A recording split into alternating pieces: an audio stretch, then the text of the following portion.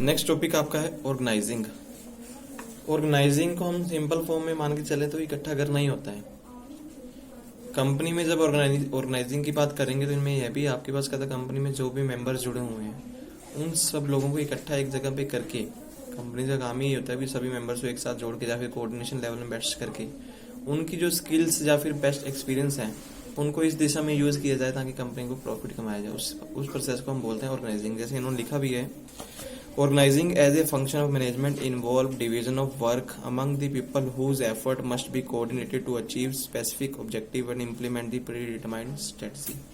जो हमारे से पहले से सोची गई स्ट्रेटजीज थी और जो हमारे ऑब्जेक्टिव थे उनको अचीव करने के लिए जो लोग होंगे उनमें प्रॉपर डिवीजन ऑफ वर्क की जाए, क्योंकि जो बंदे स्किल के अकॉर्डिंग एक्सपीरियंस के बेस पे जैसे काम करके आएंगे, अगर उनको कहता प्रॉपर तरीके से यूज करके कंपनी के ऑब्जेक्टिव अचीव करना करते हैं हम, तो उस प्रोसेस को हम बोलते हैं organising. Organizing is the process of establishing relationship among the members of the enterprise. The relationship are created in terms of authority and responsibility। Organizing में क्या है, कंपनी में कहता रिलेशनशिप बनाया जाता है मेंबर में। रिलेशनशिप बनाने का मतलब हो गया कि उनकी अथॉरिटीज एंड रिस्पॉन्सिबिलिटी सेटअप की जाती हैं ताकि कंपनी के ऑब्जेक्टिव जो है अचीव हो जाएं। Organizing is the harmonic coordinate or arrange in the logical or orderly manner. Each member of organization is assigned a specific responsibility or duty of pattern is granted for corresponds as authority perform his duty। Organising process में क्या है, company में हर एक members को उसकी duties set की जाती हैं ताकि वो अपनी स्किल्स के अकॉर्डिंग अपनी ड्यूटी को परफॉर्म कर सके और कंपनी के जो प्री डिटरमाइंड ऑब्जेक्टिव्स या फिर स्ट्रेटजीज हैं उनको यूज किया जा सके। कंपनी हमेशा यही करती है, जो उन्होंने पहले से सेटअप किया होगा उसके अकॉर्डिंग ही अपने काम करवाती है, लेकिन वो यूज क्या करते हैं, हर एक बंदे की स्किल को यूज करते हैं। किस बंदे को कौन सा काम आता है उसको वही रिस्पॉन्सिबिलिटी सेट करते हैं। अब जो कोई बंदा पहले से अकाउंट्स में काम करके आया है, मैं उसको बोलूँगी मेरी कंपनी में आप ऑपरेटर का काम करो, तो वो गड़बड़ हो जाएगी हमारे लिए भी और उस बंदे के लिए भी। तो हमेशा एक्सपीरियंस बेस पे ही पर्सन फाइंड किए जाते हैं। कई बार बोलते हैं अकाउंट्स की जॉब निकली है, अकाउंट्स की जॉब है या फिर एचआर में जॉब है, तो वो वहीं पे जॉब प्लेसमेंट करते हैं जहाँ पे उनको जरूरत होती है जिस बंदे की। ऑर्गेनाइजिंग की प्रोसेस है अलग अलग, उन्होंने स्टेप इसमें दिखी है। विजुअल ऑर्गेनाइजिंग आपकी उसमें कौन कौन से स्टेप आएंगे। सबसे पहले है डिटर्मिनेशन ऑफ ऑब्जेक्टिव।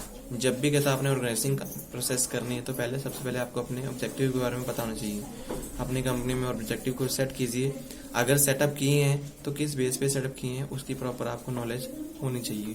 सेकंड है enumeration of objective. Enumeration of objective का मतलब होता है कि अपने ऑब्जेक्टिव को कंप्लीट करने के लिए काम को छोटे छोटे भाग में डिवाइड कर देना।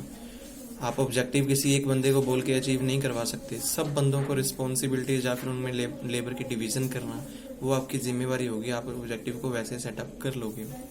फिर है क्लासिफिकेशन ऑफ एक्टिविटीज। हर एक बंदे को काम बताना, क्योंकि कंपनी में कोई एक काम नहीं होता, अपने ऑब्जेक्टिव को अचीव करने के लिए हमने काफी काम बना रखे होते हैं। तो हर एक बंदे को काम बताना होगा कि इस बंदे को कौन सा काम कंप्लीट करना होगा। मीन्स आपकी कंपनी में एक्टिविटीज के बारे में प्रॉपर सबको पता होना चाहिए। Assignment of duties. जब आपके पास कहता है ऑब्जेक्टिव भी क्लियर हो गए, अपने ऑब्जेक्टिव को कंप्लीट करने के लिए आपने उसको छोटे छोटे भाग में डिवाइड भी कर दिया, क्योंकि हर एक बंदे को कुछ ना कुछ बताना होगा। आपका ये ऑब्जेक्टिव है, आपका ये ऑब्जेक्टिव है, सबको कंप्लीट करके ही आपका ऑब्जेक्टिव मेन कंप्लीट होगा। फिर आपको अपनी ड्यूटीज जो है अलग अलग करनी होंगी। फिर उसके बाद ड्यूटीज को असाइन करना। असाइन करने के लिए मीन्स जो बंदे आपके पास जॉब कर रहे हैं या न्यू एम्प्लॉयमेंट आपने की है तो उनको ड्यूटीज सेटअप करने में किस बंदे को क्या काम देना है। फिफ्थ आपके पास है डेलीगेशन ऑफ अथॉरिटीज। अथॉरिटीज भी प्रोवाइड करना, सभी बंदों को नहीं, या फिर अथॉरिटी और पावर उस हिसाब से सेटअप करना ताकि बंदा उसका मिस यूज ना करे। कई बार कंपनी में ऐसे होते हैं, मान लो सारी पावर एक बंदे को चलेगी तो वो मिस यूज कर सकता है। कैसे कर सकता है, उसको होगा वो काम नहीं करेगा, उसको होगा कि मैंने सबसे ही काम करवाना है। तो सबको कुछ ना कुछ काम ऐसे हिसाब से दी जाए ताकि वो अथॉरिटी के अकॉर्डिंग काम भी करवाए और खुद भी साथ में मोटिवेट करे सबको और वो काम करके भी दिखाए। तो ये आपकी प्रोसेस है ऑर्गेनाइजिंग की। इससे क्या होता है, सभी लोगों को जो उनके साथ जुड़े होते हैं प्रॉपर तरीके से यूज करते हैं। कोई भी कंपनी में ऐसा बंदा नहीं होगा जो काम नहीं करेगा। हम बोले भी जो स्टाफ में बैठे हैं वो काम नहीं करते, उनके ऊपर भी बर्डन होता है। उनको प्रोडक्शन करवाना है, प्रोडक्शन की रिपोर्ट देनी है और आप सब लोगों को हैंडल करना है। कहीं पे कोई लॉस आया तो उनको आगे जवाब देना होता है। जो बंदा रिपोर्टिंग सिस्टम में बैठा है या कंप्यूटर पे एंट्री करने के लिए बैठा है, हम उसको ये नहीं बोल सकते भी तो सिर्फ बैठा कंप्यूटर पे एंट्री डाल रहे हैं। उसको प्रॉपर रिकॉर्ड बना के मैनेज करना है, फिर आगे रिपोर्ट्स बना के सबमिट करनी है। तो हर एक बंदे की जिम्मेवारी होगी। जो सबसे टॉप में जिसने कंपनी लगाई है वो ऑफिस में सिर्फ आके नहीं बैठता, उसका दिमाग शुरू से घर से ही चलना स्टार्ट हो जाता है। भी मैंने प्रॉफिट कमाना तो किस बेस पे, क्योंकि उसने सिर्फ अपना नहीं देखना होता, आप जितने लोग उसके साथ जुड़े हैं वो सबको देखना होता है। तो उनको सबको इकट्ठा करके सारे काम सेटअप करना, ये काम होता है ऑर्गेनाइजिंग का या फिर ऑर्गेनाइजिंग। फिर आपके पास ऑर्गेनाइजेशन डिजाइन। ऑर्गेनाइजेशन डिजाइन का मतलब होता है कौन बंदा किसको रिपोर्ट करेगा, ये हम सेटअप बोलेंगे ऑर्गेनाइजेशन डिजाइन, जैसे इन्होंने लिखा भी है। डिजाइन में be defined as formal guided process of integrating the people information technology of the organisation.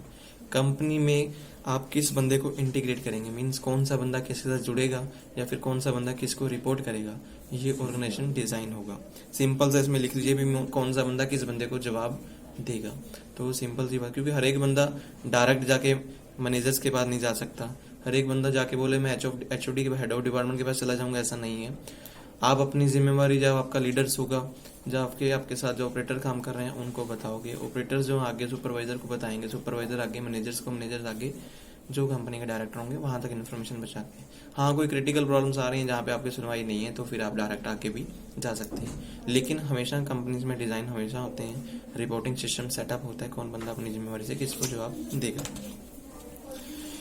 इसके अलग अलग उन्होंने टाइप लिखे हैं भी, किस किस हिसाब से लेयर्स बनी हुई। सबसे पहले सिस्टम है हायरार्कियल सिस्टम, इसको हम लेयर सिस्टम भी बोल सकते हैं। जैसे मैंने आपको पहले बता दिया कि ऑपरेटर जो है सुपरवाइजर जो है आगे मैनेजर जो आगे हेड ऑफ डिपार्टमेंट उनके पास जाएंगे। ये सिस्टम कहता है हर एक कंपनी में होना चाहिए।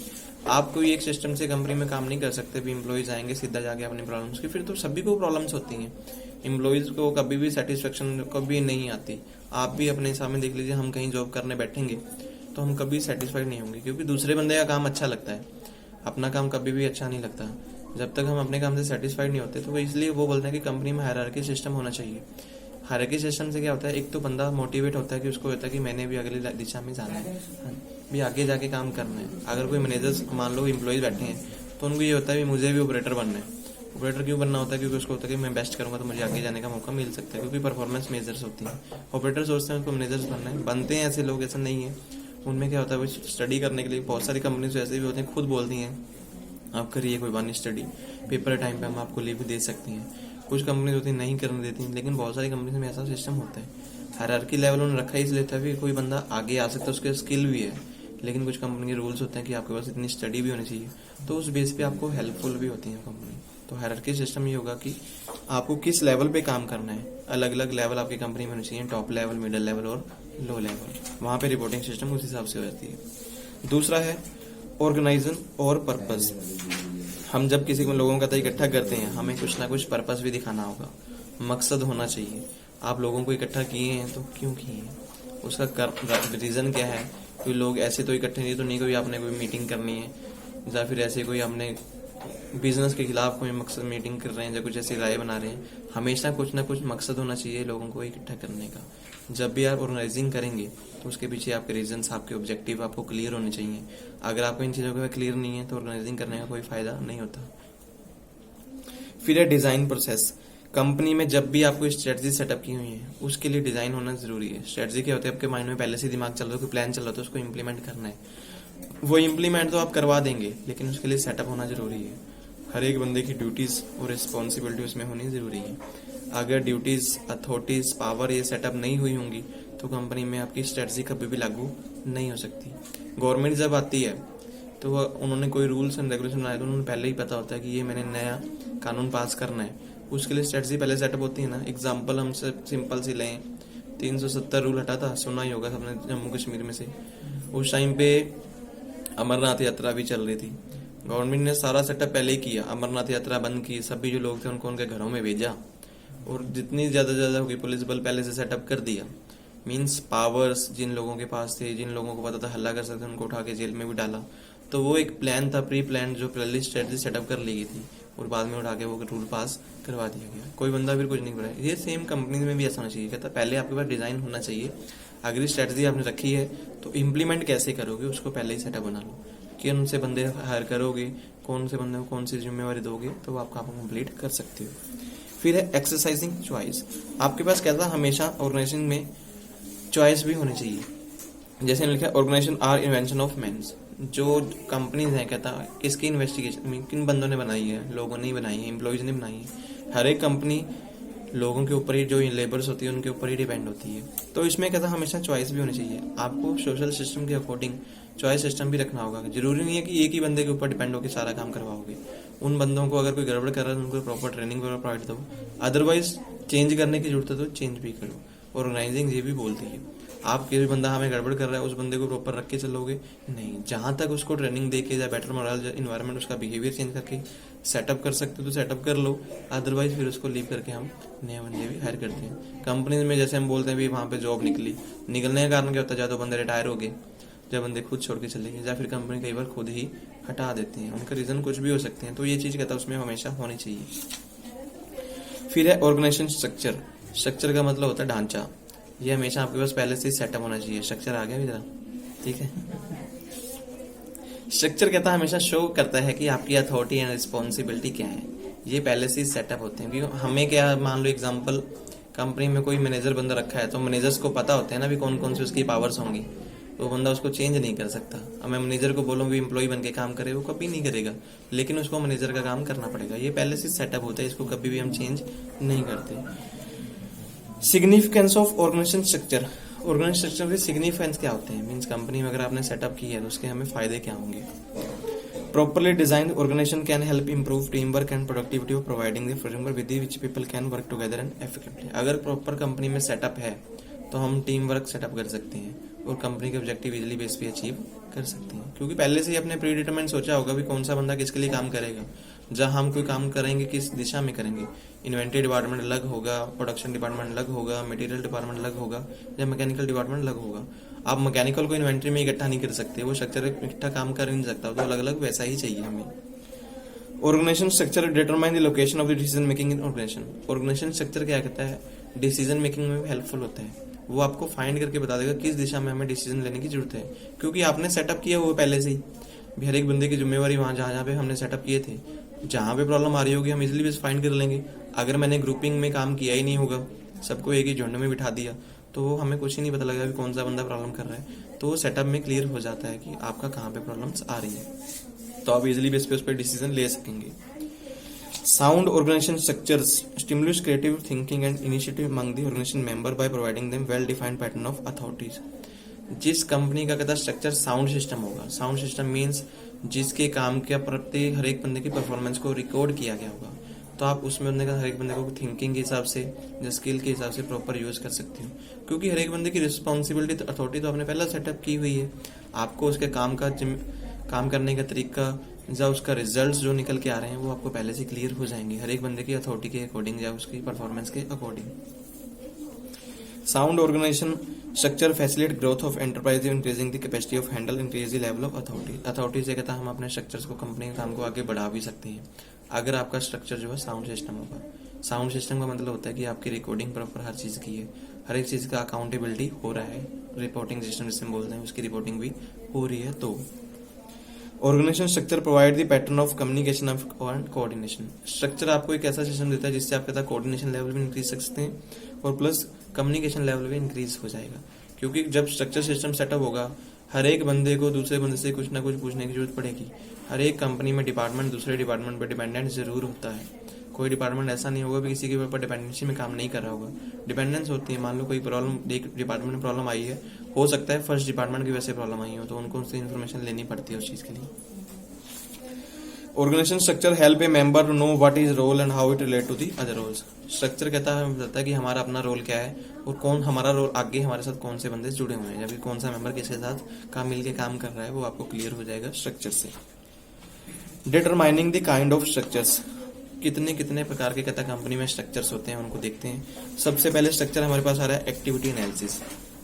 काम के हिसाब से जब कंपनी में स्ट्रक्चर होता है, कोई भी काम आपको सेटअप दिया गया, आपका मतलब आप मैकेनिक डिपार्टमेंट में तो मैकेनिकल बनेंगे, इंजीनियर है तो इंजीनियरिंग का काम करेंगे, क्वालिटी में है तो आप क्वालिटी ऑपरेटर्स बनेंगे, प्रोडक्शन में है तो प्रोडक्शन में आ जाएंगे, इन्वेंट्री में तो इन्वेंट्री में चले जाएंगे, अगर पैकिंग है तो पैकिंग। तो मीन्स आपकी एक्टिविटी एनालिसिस की जाएंगी। तो स्ट्रक्चर वही हो गया ना भी, हमारी कंपनी में हमने अलग अलग एक्टिविटी को सेटअप किया हुआ है, उसके अकॉर्डिंग ही हम अपने कंपनी में बंदे रखेंगे, जो जो बंदा आएगा उसके अकॉर्डिंग उसमें सेटअप कर देंगे। फिर है डिसीजन एनालिसिस। एक हमारे पास स्टेज ऐसी भी होती है स्ट्रक्चर में, डिसीजन एनालिसिस। कंपनी में कहता है डिसीजन एनालिसिस के लिए भी अलग से डिपार्टमेंट होता है। सभी मेंबर्स पहले से सेटअप नहीं किए होते, हमने कोई भी डिसीजन लेता होता है पहले सोच रखे होते हैं भी किस किस डिपार्टमेंट से कौन कौन से पर्सन आएंगे। हम ऐसे नहीं बोल सकते भी अपने डिपार्टमेंट से 4 बंदे भेजो, इस डिपार्टमेंट से 4 बंदे भेजो, हमने डिसीजन लेना है। उन लोगों को नहीं बुलाया था। आपके जो डिपार्टमेंट में हेड ऑफ पर्सन होते हैं तो उनको बुलाया जाता है। डिसीजन सभी को बुला के लिया जाता है। तो इसका भी सेटअप पहले से होता है स्ट्रक्चर्स, क्योंकि हमें क्लियर हो जाता है भी मान लीजिए मुझे पता है भी जो प्रॉब्लम आ रही है, हो सकता है 3 डिपार्टमेंट में प्रॉब्लम आ रही है, तो तीनों में सबसे ज्यादा प्रॉब्लम किस बेस पे आई। कोई प्रोडक्शन मान लो गड़बड़ आ जाती है, प्रोडक्शन का सामान सबसे पहले तो निकलता कहाँ से है, हमारा जो स्टोर डिपार्टमेंट होगा। स्टोर डिपार्टमेंट से प्रॉब्लम आने का रीजन तो हम कह नहीं सकते क्योंकि उन्होंने तो सामान प्रॉपर भेजा। मशीन्स वगैरह में ये हो सकता है मशीन में गड़बड़ आई, उसकी वजह से सामान सही नहीं बना, प्रोडक्शन हो गया, पैकिंग हो गया, बाद में क्वालिटी में फेल हो गई। तो उन डिपार्टमेंट्स को इकट्ठा करके ही डिसीजन लिया जाता है। तो डिसीजन के अकॉर्डिंग भी कहता सिस्टम को सेटअप किया जाता है, उसको हम स्ट्रक्चर में ले सकते हैं। फिर है रिलेशन एनालिसिस। रिलेशन एनालिसिस इस बेस पे भी स्ट्रक्चर सेटअप होता है। रिलेशन का मतलब है कौन से बंदे किसके साथ जुड़े हुए हैं, किस बंदे ने किसको रिपोर्टिंग करनी थी, उन बंदों को सेटअप किया जाता है। एक नहीं है भी हम एक डिपार्टमेंट में 5 बंदे काम कर रहे हैं, दूसरे में 5 बंदे, रिपोर्टिंग एक ने तो करनी थी, हम 5 को नहीं बुला सकते। जो बंदे ने रिपोर्ट बना के दी आगे, जिसने आगे हेड ऑफ डिपार्टमेंट में दी, उन बंदों को इकट्ठा किया जाएगा।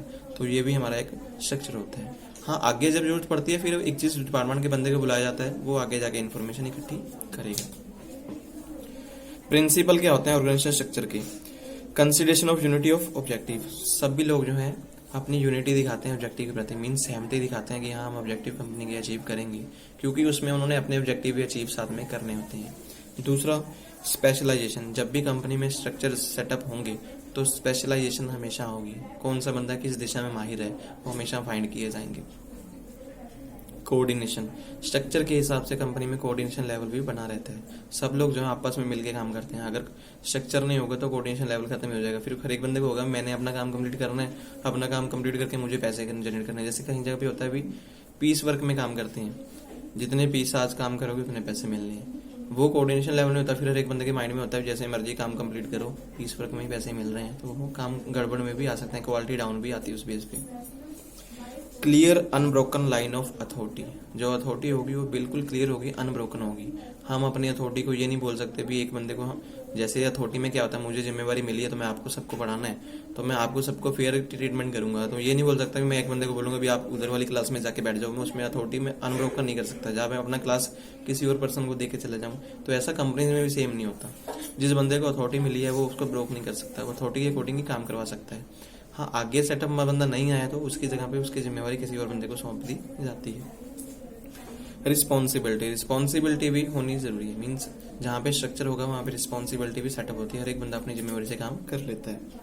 एफिशिएंसी, कंपनी में अगर स्ट्रक्चर होगा हर एक काम जो है आपका चाहे लोवेस्ट लेवल में भी हो वो एफिशिएंसी से होगा। मीन्स हर एक बंदा संतुष्ट होता है कंपनी के ऑब्जेक्टिव से, क्योंकि उनको पता होता है कि कंपनी के ऑब्जेक्टिव तभी अचीव होंगे अगर हम प्रॉपर तरीके से काम करेंगे तो हमारे अपने ऑब्जेक्टिव भी प्रॉपर तरीके से कंप्लीट हो जाएंगे। डेलीगेशन का मतलब होता है कि बांटना।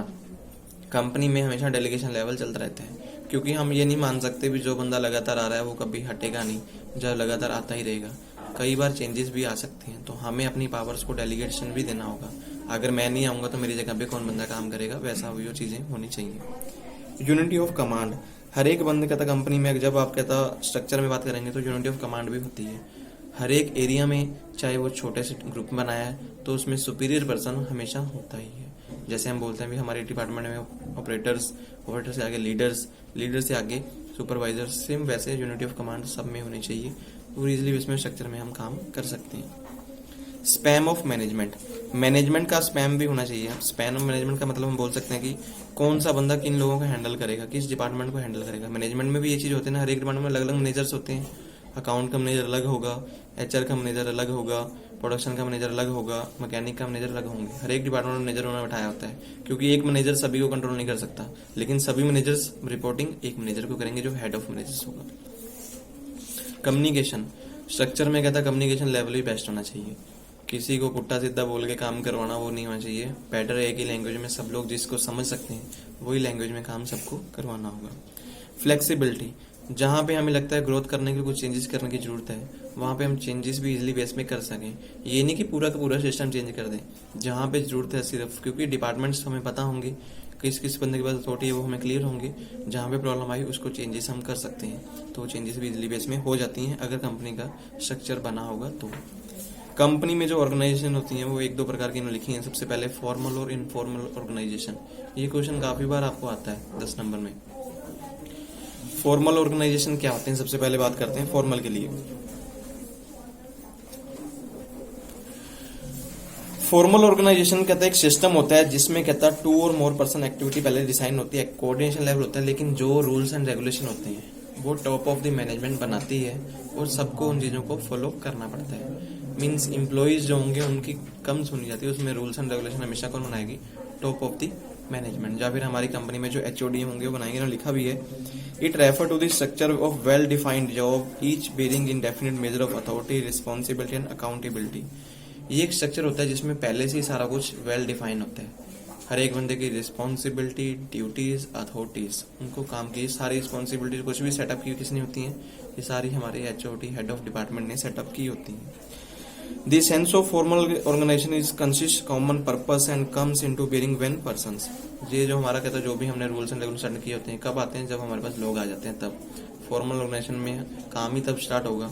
रूल्स एंड रेगुलेशन हेड हम डायरेक्टर जो होंगे या फिर हमारी कंपनी में सेक्रेटरी वगैरह होंगे जिन्होंने पैसा लगाया है, तो उन्होंने पहले ही रूल सेटअप किए होते हैं। जब लोग हमारे साथ जुड़ना स्टार्ट हो जाता है, कहता फॉर्मल ऑर्गेनाइजेशन आगे बढ़ना स्टार्ट होती है, क्योंकि हर एक बंदे को जिम्मेवारी दे दी जाती है। इन लिखा है formal organisation is built around 4 key pillars. जो फॉर्मल ऑर्गेनाइजेशन है 4 खंभों के ऊपर खड़ी है। सबसे पहले लिखा है division of labours, proper division of labour की होती है। Second, scalar and functional process. हमारी कंपनी में स्केलर सिस्टम लगाया होता है, कौन सा काम क्या बंदा करेगा और उसके आगे रिस्पॉन्सिबिलिटी किसकी सेटअप होगी, रिपोर्टिंग कौन किसको करेगा। स्ट्रक्चर के मीन डिवीजन, अथॉरिटी, रिस्पॉन्सिबिलिटी ये पहले से सेटअप होते हैं सारे। फोर्थ है स्पैम ऑफ कंट्रोल। मैनेजमेंट कौन सी चीजों को कंट्रोल करेगी, कौन कौन से मैनेजर्स होंगे, ये सब चीजें पहले से ही सेटअप हो रखी होती हैं। फॉर्मल ऑर्गेनाइजेशन में सबसे पहले हमारे पास आ रहे हैं इसके characteristic. It is laid down by the top management to achieve organisation goal. Formal organisation में जो रूल्स एंड रेगुलेशन है टॉप ऑफ द मैनेजमेंट बनाते हैं ताकि कंपनी के ऑब्जेक्टिव जो है अचीव हो सके। It prescribe the relationship among the people working in the organisation. जो लोग कंपनी में काम कर रहे हैं उनमें रिलेशनशिप बना के रखना है फॉर्मल ऑर्गेनाइजेशन बनाती है। It consequently design to enable the people to organisation to work together accomplishing the common objective of the enterprise. Formal organisation में लोगों को इकट्ठा किया जाता है ताकि इकट्ठे होकर काम करो, कंपनी के ऑब्जेक्टिव अचीव करने हैं। It concentrate on the jobs as performed non the individual who are the perform jobs. इसमें हमेशा कंसंट्रेट किया जाता है कि हमें जॉब परफॉर्म करनी है, not the individuals. Single person के ऊपर डिपेंड कभी नहीं होते हैं, वो ग्रुप में काम करना बेस्ट समझते हैं। बोलते हैं कौन सी जॉब है किन किन बंदों से कंप्लीट करवाई जा सकती है। कोई सिंगल पर्सन के ऊपर डिपेंडेंसी नहीं होती। जैसे अकाउंट्स, मैंने बोला अकाउंट्स डिपार्टमेंट है, उसमें एक मैनेजर बिठाया था, अकाउंट्स के साथ उसके 4-5 बंदे और भी काम कर रहे थे। हम ये नहीं बोल सकते वो चारों बंदे काम करेंगे तभी काम चलेगा। एक छोड़ जाएगा तो काम कर सकते हैं, क्योंकि आगे हमारे पास कॉम्बिनेशन में बंदे बैठे होते हैं। In formal organisation individuals are fitted into jobs, positions and work for the managerial decisions. Company जब फॉर्मल होंगी तो हर एक बंदा चाहे इंडिविजुअल्स हैं अपनी अपनी जॉब में फिट होते हैं, अपनी अपनी रिस्पॉन्सिबिलिटी पता होता है, उसके अकॉर्डिंग अपना काम कंप्लीट करते हैं। ये मैनेजरियल डिसीजन के अकॉर्डिंग ही सेटअप होता है। हर एक बंदा अपने हिसाब से कोई भी काम नहीं कर सकता। Formal organisation is bound by rules and regulation and procedures. Formal organisation में रूल्स होते हैं और सभी लोग जो रूल के साथ बंधे होते हैं, कोई रूल से बाहर जाके काम नहीं करता है। Position, authority, responsibility, accountability each level are clearly defined. हर एक बंदा अपनी पोजीशंस, किन बंदों को क्या अथॉरिटीज हैं, कौन सा बंदा किसको रिपोर्ट करेगा, ये पहले से ही सेटअप हो रखा होता है। Structure is based on the division of labour, specialisation of achieve efficiency in operation. किस काम में हमें ज्यादा कुछ करने की जरूरत है, किन बंदे से कौन सा काम करवाना है, ये पहले से ही सेटअप हो रखा होता है। Formal organisation deliberately impersonal. हम फॉर्मल ऑर्गेनाइजेशन को मान के चले तो इम्पर्सनल होती है। इम्पर्सनल का मतलब क्योंकि रूल्स एंड रेगुलेशन जो इंडिविजुअल उनके अकॉर्डिंग नहीं बनते, सारे रूल्स एंड रेगुलेशन जो है कंपनी की टॉप ऑफ मैनेजमेंट बनाती है। Authority and responsibility relationship created by the organisation structures. कुछ भी अथॉरिटीज हैं, रिस्पॉन्सिबिलिटी है ऑर्गेनाइजेशन के टॉप ऑफ मैनेजमेंट बताएगी, वो सेटअप करेगी कौन सी रिस्पॉन्सिबिलिटी किस बंदे को देनी है।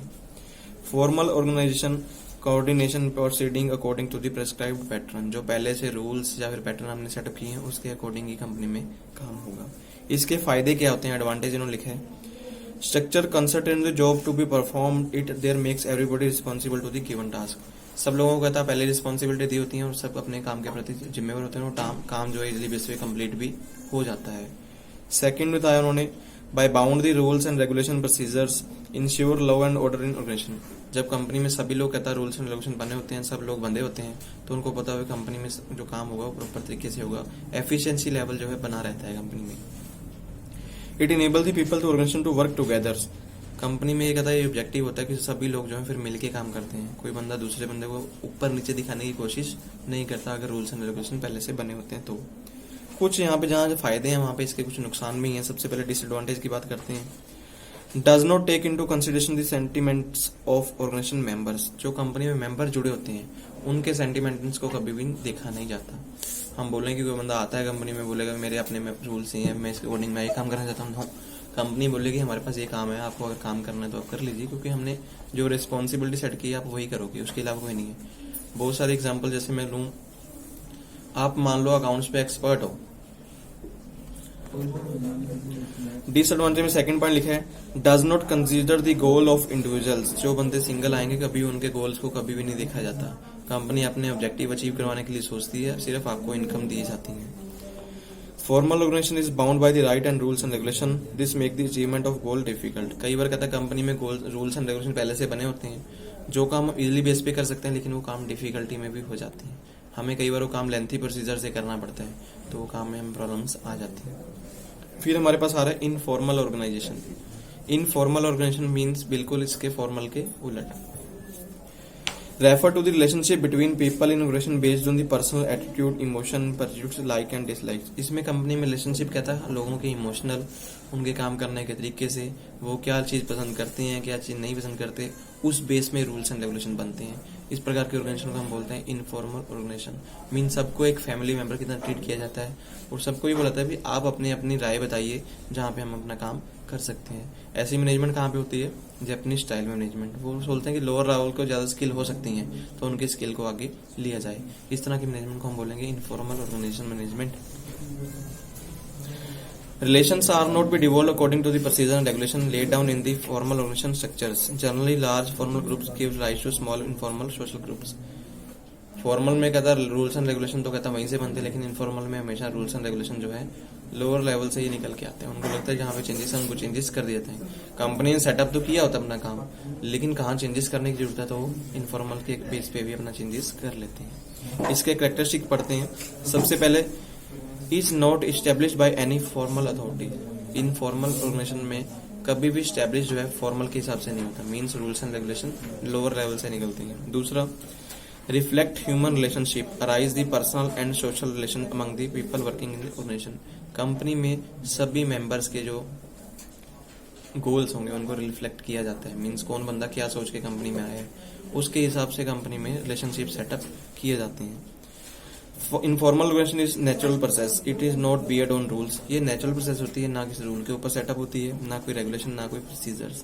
प्रोसीजर जो है बाद में बनते हैं काम करने में। जो बंदा अपनी स्किल्स दिखाता है उसके अकॉर्डिंग प्रोसीजर सेटअप कर दिए जाते हैं। Inter relationship among the people is informal organisation can not be shown in the organisation chart.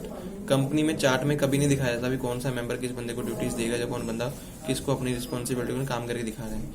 वो हम बाद में खुद ही डिसाइड करते हैं। मान लीजिए हमारा 5-6 लोगों का ग्रुप है, हम पहले से सेटअप कर लेंगे भी एक टॉपिक ये करेगा, दूसरा टॉपिक ये करेगा, हमने खुद डिसाइड किया हुआ। यहाँ पे ये डिसाइड नहीं किया जाएगा भी सारे के सारे टॉपिक एक बंदा करके दिखाएगा फिर आपको आंसर देने हैं, वो चीज नहीं होती। Member of informal organisation is voluntary. जो इन मेंबर्स बनेंगे वॉलंटरी होते हैं, अपनी जाति से कुछ भी बोल सकते हैं, किसी को कोई काम करने के लिए कहें तो उनसे काम करवा भी सकते हैं, एज पर किसी की हेल्प करनी तो वो कर भी सकते हैं।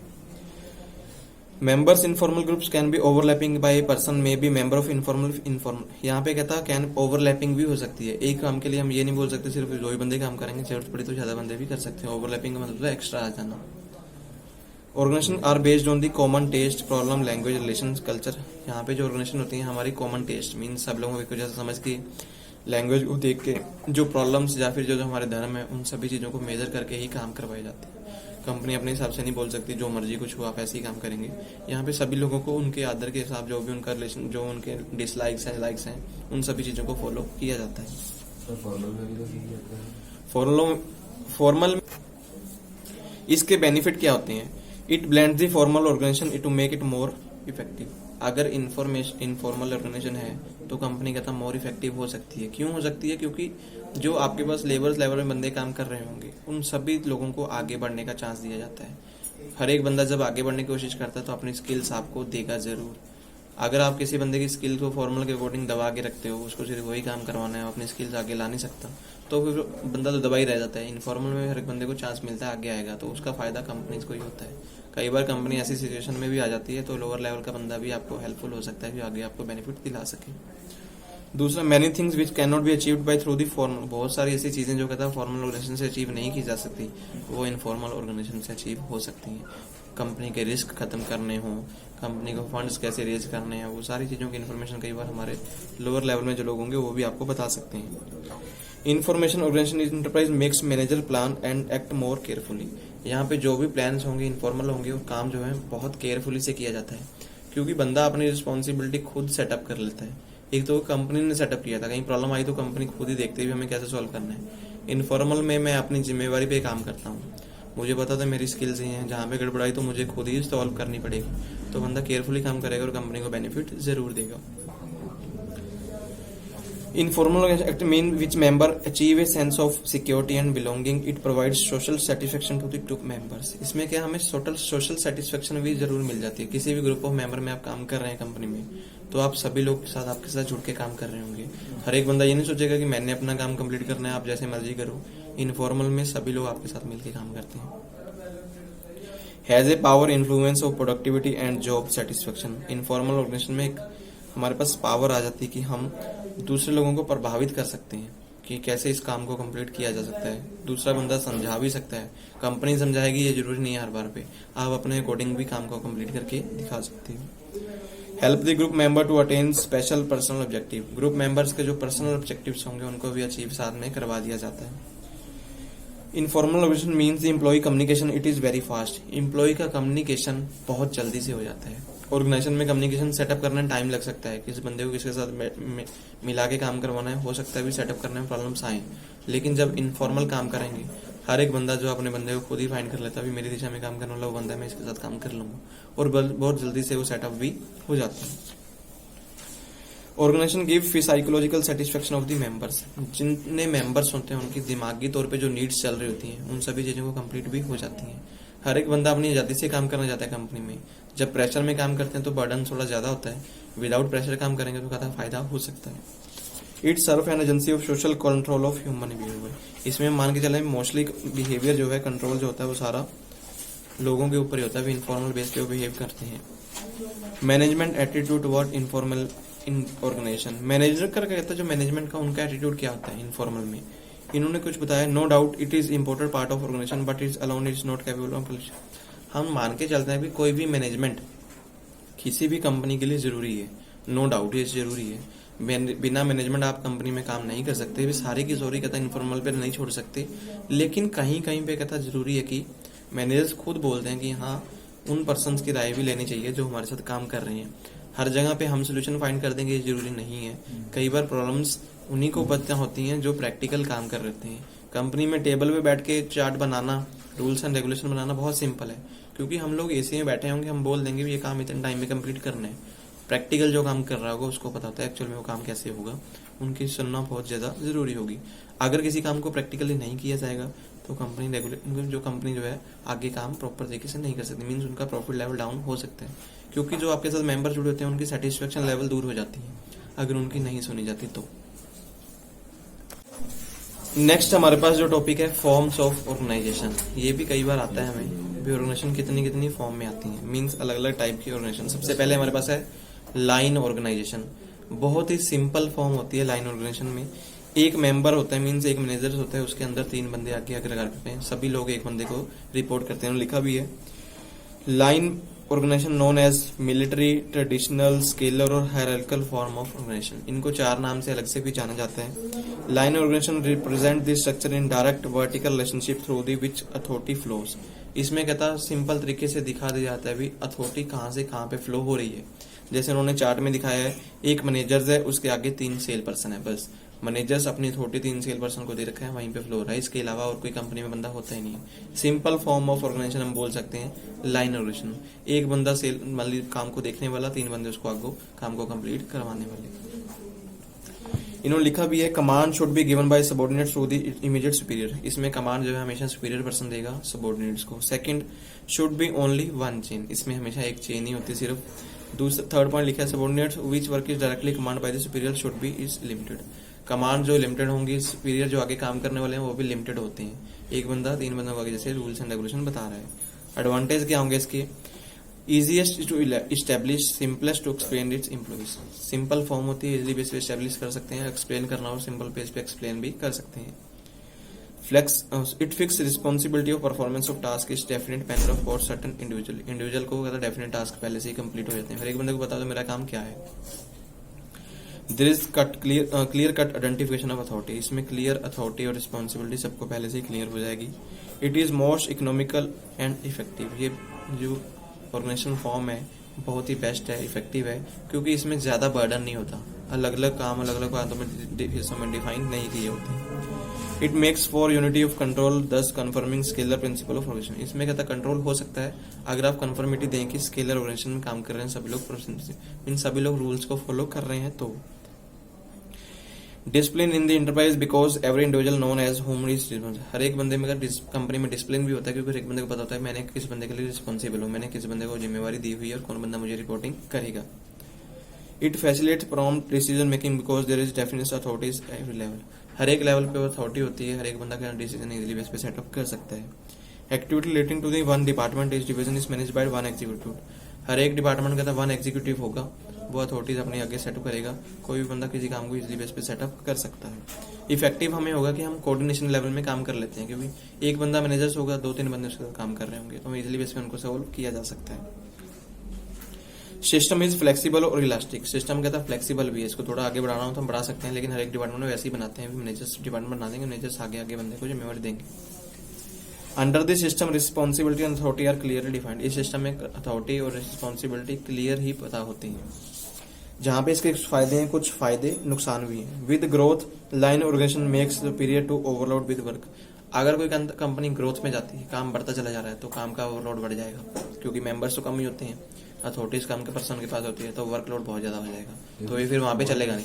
स्मॉल फॉर्म भी हो सकता है। स्मॉल फॉर्म होता है, सिंगल पर्सन बिजनेस को हैंडल कर सकता है। काफी बड़ा बिजनेस होगा तो वहां पे लाइन ऑर्गेनाइजेशन नहीं चलेगा। Because an autocratic system, it may be operated in an attributory, operational और directional basis। कहता जैसे हम मान के चलते हैं कि आज का जो सिस्टम है ऑर्डर बेस्ड सिस्टम है, तो यहाँ पे कहता समझ आए ना आए हमें काम करना पड़ता है। स्मॉल सिस्टम में तो हम कर लेंगे, लेकिन जब बड़ा सिस्टम आएगा तो ये प्रॉब्लम हो सकते हैं कि हम एक ही सिस्टम में काम नहीं कर पाएंगे। Under this system subordinate should follow the order of their superior without expression their opinion of orders. It means limited communication. इसमें क्या है, सिंपल एक बंदे ने ऑर्डर दे दिया, बाकी बंदे काम करेंगे, तो कम्युनिकेशन लेवल बहुत कम होता है। आगे वाले बंदे पूछते ही नहीं है भी क्या काम करना है, ऊपर वाले बंदे को कभी जवाब देते ही नहीं, उन्हें जो बोल दी तो वो काम कंप्लीट वैसे ही करते चले जाएंगे। Good deal of nepotism favouritism there may be result in efficient people being the left behind.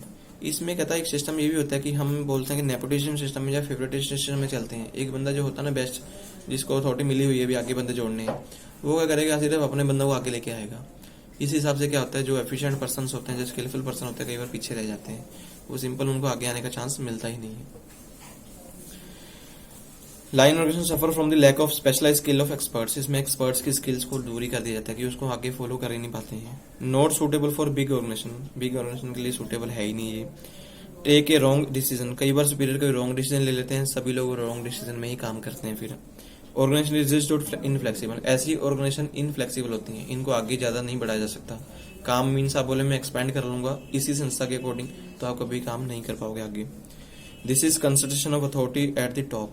हमेशा सिर्फ अथॉरिटी टॉप के पास होती है, नीचे वाले लोगों को सिर्फ काम ही कंप्लीट करना होता है। तो इसमें क्या है, हमारे पास कॉन्फ्लिक्ट्स वगैरह भी जनरेट हो सकते हैं। फिर हमारे पास दूसरी स्टाफ है लाइन एंड स्टाफ ऑर्गेनाइजेशन। इसमें क्या होगा, हमारे पास लाइन एंड स्टाफ में एक मैनेजर्स होगा, उसके आगे सब मैनेजर्स होंगे, फिर वो आगे आके अपने बंदे आगे उन्होंने जोड़े होंगे। देखो लिखा है in line and staff organisation line authority remain same, it does the line organisation authority flow from top to the bottom. इसमें अथॉरिटी तो सेम रहती है, टॉप पे रहती है और बॉटम तक की अथॉरिटी जाती है। लेकिन मेंबर क्या है, बढ़ जाते हैं। इसमें हमारे पास स्पेशलिस्ट पर्सन निकल के आ जाते हैं। हम हर एक जगह पे एक स्पेशलिस्ट पर्सन रख देते हैं। जैसे उन्होंने लिखा सबसे पहले सेल मैनेजर है, सेल मैनेजर में उन्होंने मार्केट फोरकास्टर साथ में रख लिया, एक्सपर्ट पर्सन आ गया। मार्केट फोरकास्टर क्या करेगा, आपको पूरी मार्केट की नॉलेज देता रहेगा। सेल मैनेजर्स को मार्केट फोरकास्टर नॉलेज देगा। फिर वो आगे क्या करेंगे, जहां पे ट्रेनिंग की जरूरत है एक ट्रेनिंग पर्सन को भी साथ में रख लेते हैं। बाकी तो वैसे ही सेम ही है, 3 मैनेजर रखे हैं, उन्होंने आगे काम करवा रहे हैं। तो हमारे पास एक बंदा एक्स्ट्रा आ जाता है जो हमें किसी फील्ड की एक्सपर्ट नॉलेज देता है। ये मोस्टली होता है मार्केट में ही, किसी और डिपार्टमेंट में हमें एक्सपर्ट की जरूरत नहीं पड़ती। बाकी तो सारे काम वैसे ही स्किल वाले पर्सन यूज करते हैं। तो लाइन एंड स्टाफ ऑर्गेनाइजेशन में स्टाफ की जगह पे एक बंदा आ जाएगा जो एक्सपर्ट पर्सन आएगा। इसमें टाइप्स लिखे हैं, टाइप्स ऑफ स्टाफ। सबसे पहले पर्सनल स्टाफ। पर्सनल स्टाफ का मतलब होता है जो हमें असिस्टेंट करते हैं, जैसे हम बोलते हैं एडवाइस देते हैं। For example assistant to the managing director, जो मैनेजिंग डायरेक्टर का असिस्टेंट रखा होता है वो पर्सनल स्टाफ आ जाता है। दूसरा स्पेशलाइज स्टाफ, जो रिसर्च एंड डेवलपमेंट में या आईटी सेक्टर में रिसर्च कर सकते हैं, वैसे स्टाफ हमारे पास आ जाते हैं। तीसरे हैं जर्नल स्टाफ। जर्नल स्टाफ को होंगे जो टॉप मैनेजमेंट को असिस्ट कर सकते हैं। कहीं भी काम में कोई प्रॉब्लम आ रही है तो उनको इन्फॉर्मेशन देंगे, वो आपको आके उसको सॉल्व करवा के देंगे। जैसे यहाँ पे है role region sale manager 1, sale manager 2, sale manager 3, ये तीनों क्या है, मैनेजर्स ही हैं सेल में। इस सबकी इन्फॉर्मेशन किसको देंगे, ऊपर जो टॉप में सेल मैनेजर बैठा है उसमें सिर्फ एक ही मैनेजर था, आगे सेल पर्सन थे।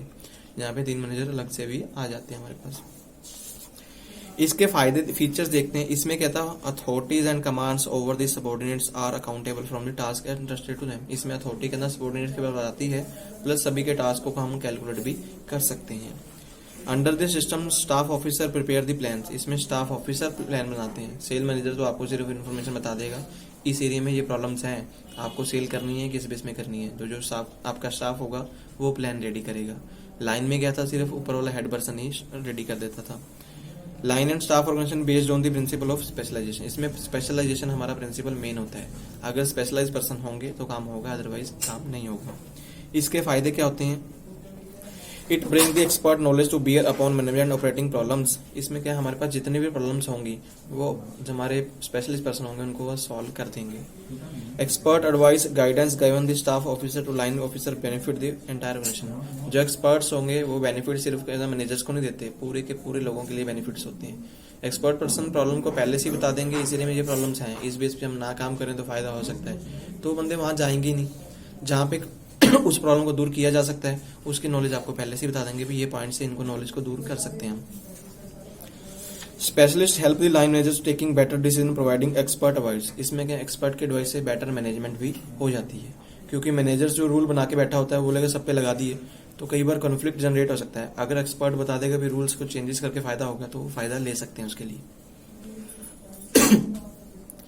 Principal of undivided responsibility authority same time permits staff specialisation. इसमें क्या था, जो प्रिंसिपल है कि हमने अथॉरिटी किसी बंदे को सेट करनी है तो स्टाफ स्पेशलाइजेशन से वो सेटअप भी की जा सकती है। कोई एक बंदा सेटअप नहीं करेगा उसमें, अथॉरिटी स्टाफ पर्सन जो पहला आएगा आपके पास वो सेटअप करेंगे। जैसे स्टाफ अलग अलग आए, पर्सनल भी आ गया, या असिस्टेंट में आया या फिर स्पेशलिस्ट में आया, तो अलग अलग पर्सन स्टाफ भी आपको बताएंगे भी अथॉरिटी किस किस बंदों को सेटअप की जाए, क्योंकि वो आपके सभी के बिहेवियर को प्रेडिक्ट पहले से ही कर लेते हैं। It is based upon plan specialisation. ये हमेशा प्लान स्पेशलाइजेशन पे बेस्ड होती है। हमें पता होता है कौन बंदा प्लानिंग करके आएगा, हमारे लिए स्पेशल पर्सन कौन है, वही हमें सेटअप करके देगा। Has greater flexibility. इसमें कहता है फ्लेक्सिबिलिटी ग्रेटर होती है, आप काम को बढ़ाना चाहते हैं तो बढ़ा सकते हैं इजिली बेस पे, क्योंकि स्पेशलिस्ट पर्सन आपको नॉलेज देते चले जाएंगे, आप काम बढ़ाते चले जाएंगे। वैसे ही जहाँ पे कुछ फायदे हैं वहां पे कुछ डिसएडवांटेज भी हैं। सबसे पहले, unless the duties and responsibility of staff members are clear indicate by the charts and manuals there may be considerable confusion. ऐसा जैसे आपने चार्ट में तो रिस्पॉन्सिबिलिटी सेट की है, कई बार कंफ्यूजन भी क्रिएट हो सकती है। जैसे उन्होंने स्पेशल पर्सन आगे 3 सेल मैनेजर्स हैं, सेल मैनेजर्स ने आगे काम वाले भी रखे हुए हैं, तो कंफ्यूजन भी आ सकती है कई बार इस चीज के लिए भी। काम में कॉन्फ्लिक्ट भी हो सकता है, कोई बंदा सोचता है नहीं मेरे को भी ये रिस्पॉन्सिबिलिटी है, मेरे को भी ये मिली है, सबको इक्वल से नहीं हो सकती, कई बार अलग भी हो सकती है। There is a generally conflict between the line and staff executive. Line managers feels that staff specialists do not always give right types of advice. इसमें कॉन्फ्लिक्ट ये भी आ सकता है, कई बार लोग समझ सकते हैं भी जो स्पेशलिस्ट पर्सन रखा है हर जगह पे सही है, हम नहीं मान सकते।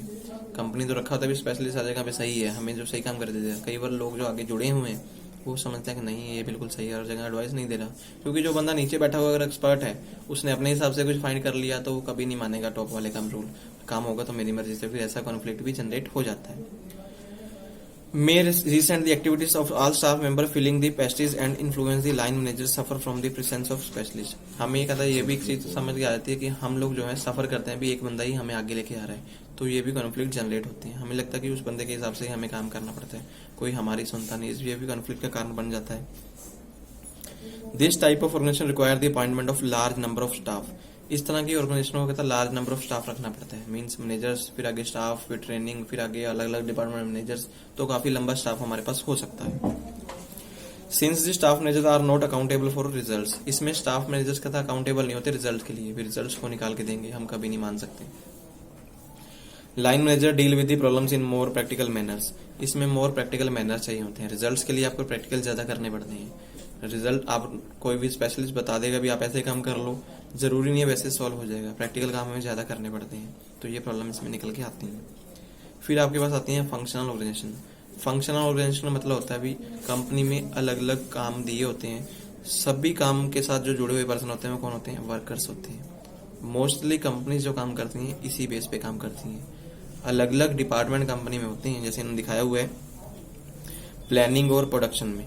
प्लानिंग के लिए इंस्ट्रक्शन क्लर्क हैं, रूट क्लर्क हैं, टाइम क्लर्क हैं, डिसिप्लिन क्लर्क हैं। इनमें कौन पर्सन होते हैं, वर्कर ही होते हैं, वर्कर ही आगे सेटअप किए होते हैं। चाहे वो प्रोडक्शन में gang box, repair box, inspector, speed box, ये सभी में वर्कर ही काम करते हैं। इन्होंने एरो बना के दिखाया, लास्ट में वर्कर पे खत्म किए हैं। मीन्स हर एक फील्ड में वर्कर काम कर रहे होते हैं, उन्हीं को ही जिम्मेवारी दी गई होती है और काम इजिली बेस पे खत्म हो जाते हैं। मेन जो काम देखता है वो देखता है फैक्ट्री मैनेजर्स, उसने सब लोगों की ड्यूटीज सेटअप की होती हैं, अलग अलग काम की एक्टिविटीज को सेटअप किया होता है, उनमें वर्कर को ही हायर किया होता है। वर्कर अपनी जिम्मेवारी से काम करते हैं और आगे काम भी करवाते हैं। तो ये वाली जो ऑर्गेनाइजेशन है अपने काम के अकॉर्डिंग मीन्स हमने फंक्शन सेट करके बनाई होती है और उसका फायदा कंपनीज को ज्यादा होता है। सबसे पहले बात करते हैं रूट क्लर्क। रूट क्लर्क क्या होते हैं, वो देखते हैं कौन बंदा क्या काम करेगा, इंस्पेक्ट करेगा। इंस्ट्रक्शन कार्ड क्लर्क, इंस्ट्रक्शन में देखते हैं डिफरेंट डिफरेंट एस्पेक्ट्स हमें बताए गए होते हैं, अलग अलग काम अलग अलग पर्सन की उसकी जिम्मेवारी उसको सेटअप की होती है। Time and cost clerk, time and cost clerk देखेंगे भी किस टाइम पे हमें टाइम पे सेटअप करना है, कौन सा बंदा किस टाइम पे आएगा, किस टाइम पे जाएगा, वो रिकॉर्डिंग होती चली जाती है। उसके बाद इनको बताया इन्होंने डिसिप्लिनेरियन। डिसिप्लिनेरियन क्या होता है, कंपनी में एग्जांपल कभी भी देखोगे ना, एक बंदा स्पेशल रखा था क्वालिटी के लिए, या फिर हम बोल सकते हैं 5S सुना है, 5S कंपनी में सेफ्टी के लिए होता है, एक पर्सन स्पेशल सेफ्टी के लिए रखा होता है। वो पूरी कंपनी में सिर्फ डिसिप्लिन बनाने के लिए होता है, काम में सिर्फ घूमता रहेगा। वो जहां पे प्रॉब्लम होगी, किसी में लगता है भी सेफ्टी को इग्नोर किया जा रहा है, उस पर्सन को उठा के बताएगा भी आपको ये चीज करना है तो करना है, इस हिसाब से करना है। तो वो डिसिप्लिन तो जनरेट करके रखता है ताकि आपका भी फायदा और कंपनी का भी फायदा हो। फिर है हमारे पास गैंग बॉक्स। गैंग बॉक्स क्या होते हैं, जो टूल और मशीन को देखते हैं। फिर है स्पीड बॉक्स। स्पीड बॉक्स होते हैं जो मशीन को टाइम पे चलाने चले, जैसे कि हमारे इलेक्ट्रिकल डिपार्टमेंट में पर्सन बैठे होते हैं। रिपेयर बॉक्स जो मैकेनिकल डिपार्टमेंट में पर्सन बैठे होते हैं, होने भी जरूरी है कंपनी में। इंस्पेक्टर जो इंस्पेक्टर को पूरे काम को चेक करते हैं, जैसे सुपरवाइजर्स। ये सारे काम में पर्सन्स कौन होते हैं, वर्कर ही होते हैं, उनकी स्पेशल स्किल को यूज करके आगे काम चलाया जाता है। इसके कंपनी में फायदे क्या होते हैं भी, हर एक बंदे में स्पेशलिस्ट पर्सन जाते हैं और वर्कर अपनी एफिशिएंसी से काम कंप्लीट करते हैं। दूसरा पॉइंट बताया, हर एक पर्सन को पता होता है उसने कौन सा काम किस हिसाब से कंप्लीट करना है। मैनेजर्स बताएंगे आके, वो नहीं होता, हर एक बंदा अपनी जिम्मेवारी से काम करता है। किसी भी कंपनी देखो ना, जो इलेक्ट्रिकल इंजीनियर बनाया होता है, दिन में भी ड्यूटी होती है, आफ्टरनून में भी होगी और नाइट में भी, शिफ्ट में ड्यूटी होती है। तो उनको पता होता है भी अगर मशीन बंद होगी तो जिम्मेवारी मैनेजर्स की नहीं है, हमारी जिम्मेवारी, हमने उसको चलाना है। तो हर एक डिपार्टमेंट में वैसे बंदे सेटअप होते हैं। Under the system worker have to receive instruction from the different specialist. Worker जो है अलग अलग स्पेशलिस्ट से जो है इन्फॉर्मेशन लेते हैं, किसी एक के ऊपर डिपेंड नहीं होते, इजिली बेस पे काम कंप्लीट हो जाता है। Decision relating to the particular function it has to the consultation with the functional specialist. इसमें क्या है, हमारा कंसलेशन लेवल भी आ जाता है। किसी एक फंक्शन से हमें रिजल्ट नहीं मिला तो दूसरे बंदे की सलाह लेके वो काम कंप्लीट हो जाता है। Under the system worker have to perform limited number of function. इसमें इस काम में क्या होता है, जैसे फंक्शन में हर एक बंदे को लिमिटेड काम करने होते हैं। अगर हम लाइन के हिसाब से चलें या फिर लाइन एंड स्टाफ के हिसाब से चलें, वहां पे बंदे को काम बहुत ज्यादा करने पड़ सकते हैं। लेकिन यहाँ पे क्या, हर एक बंदे को लिमिटेड काम मिलते हैं, वही काम करने होते हैं। इसके फायदे क्या होंगे, हमें एक्सपर्ट की नॉलेज मिल जाती है, काम इजिली बेस पे हो जाएगा, सब कुछ जो है लेबर की जो डिवीजन है वो प्लान हो जाएगी, नॉट इंसिडेंशियल। हम इंसिडेंशियल के अकॉर्डिंग चलते हैं, प्लान डिवीजन ऑफ लेबर होता है, हर एक बंदे को काम पहले से ही मिला होता है। There is not scope for one man control. यहाँ पे कोई स्कोप नहीं होता भी एक बंदा कंट्रोल करेगा, काफी बंदे बैठे होते हैं, हर एक बंदा किसी काम को कंट्रोल भी करवा सकता है। System ensure the separation of mental function for manual functions. System क्या कहता है, आपके मेंटल फंक्शन को पहले से सेटअप कर देता है। आप बोलेंगे मैनुअल में काम कर लूंगा सारे, नहीं, पहले से सबको अपनी रिस्पॉन्सिबिलिटी, जो बंदा स्पेशल है स्पेशल के अकॉर्डिंग उनको काम मिल गए होते हैं, तो बंदा उसको हमको इजिली बेस पे कंप्लीट करेगा और एक बंदे को आगे आने का चांस मिलता है अपनी अपनी स्टाफ में या फिर अपनी अपनी लाइन में। Ensure maximum use of principle of specialization at every work point. हर एक वर्क पॉइंट पे स्पेशलिस्ट पर्सन को यूज किया जाता है। किसी आप ये नहीं बोल सकते भी एक स्पेशलिस्ट सभी काम को बताएगा, अलग अलग स्पेशलिस्ट बैठे हैं, अलग अलग काम को कंप्लीट करवाएंगे। There is a joint supervisor in the organisation. Company में क्या है, जॉइंट सुपरवाइजेशन हो, हर एक बंदा मिलके काम करेगा, अपने अपने हिसाब से काम नहीं करेगा कोई बंदा। ग्रेटर स्कोप ऑफ एक्सपेंशन, यहाँ पे काम को आगे बढ़ाने के ग्रेटर स्कोप होते हैं। कोई कंपनी में काम बढ़ाना चाहते हैं, नया प्रोजेक्ट लगाना चाहते हैं, तो इस इजिली बेस पे लग जाएगा। Function manager facilities better control. हम क्या है, काम को इजिली बेस पे कंट्रोल भी कर सकते हैं। वो कैसे कंट्रोल होगा, क्योंकि हर एक बंदा रिपोर्ट बनाएगा, अपने मैनेजर्स को सबमिट करेगा, वो रिपोर्टिंग सिस्टम से उनका फायदा हम देख सकते हैं। वहां जहाँ पे इनके कुछ फायदे हैं, वहां पे कुछ इनके नुकसान भी हैं। सबसे पहले it weeks need disciplinary control. यहाँ पे डिसिप्लिन के ऊपर वीकनेस भी आ सकती है, क्योंकि सभी लोगों को अपना अपना डिसिप्लिन दिए होते हैं। कई बार क्या हर एक बंदा अपने काम से लेजी भी होके काम को खत्म भी हो सकता है, कंट्रोल में प्रॉब्लम्स भी आ सकती हैं। मान लो बंदा रिपोर्ट करना ही भूल गया तो भी प्रॉब्लम्स निकल के आ सकती हैं। There are many foreman and equal work. एक ही काम के लिए बहुत सारे फोरमैन होते हैं, तो गड़बड़ ये भी होती है, हर एक बंदा अपने अपनी सेट में बताता है, तो वहां पे गड़बड़ हो सकती है भी, हर एक बंदे की राय ना मानी जाए। Coordination influence the need of ensure smoothening function of organization में involve heavy overhead expensive. Coordination करने के लिए कई बार हमारे हैवी एक्सपेंसिव भी हो जाते हैं। काफी बंदे इकट्ठे हो गए, काम सही होने के बजाय ज्यादा काम गड़बड़ में भी हो जाता है, तो एक्सपेंसिव हैवी भी हो जाते हैं। इसका मतलब ये भी होता है हर एक बंदे में स्पेशलिस्ट रखे, उनकी सैलरी ज्यादा रखनी पड़ती है, तो कंपनी लोड भी ज्यादा बढ़ता है। Locate and fix responsibility many serials. यहाँ पे बहुत सीरियस तरीके से काम करना पड़ता है, बंदे को फाइंड करके रिस्पॉन्सिबिलिटी सेट करना। अगर गलत सेट कर दिया तो उसका लॉस हमें ही होगा। System is very costly. ये सिस्टम हमेशा बहुत कॉस्टली होता है और लार्ज ऑर्गेनाइजेशन में ही काम चलता है।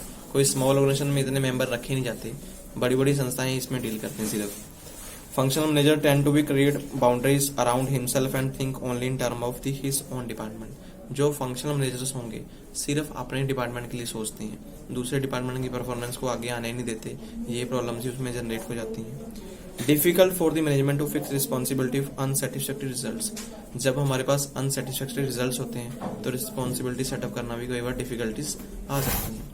आज के लिए इतना ही बहुत है।